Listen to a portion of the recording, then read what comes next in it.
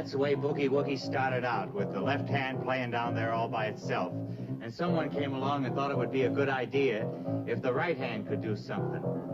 And then it began to sound like this.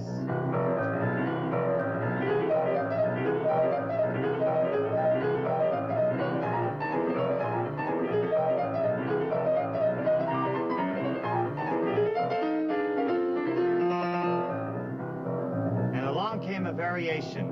They call this one the walking bass boogie woogie. It walked back and forth like this.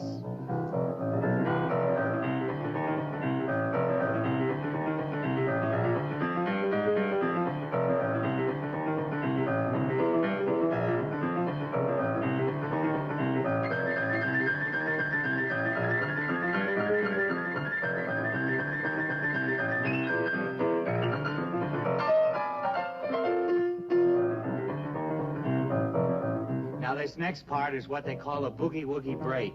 And you'll notice right in the middle, I stop playing for a moment. And that's because there isn't any music for that part.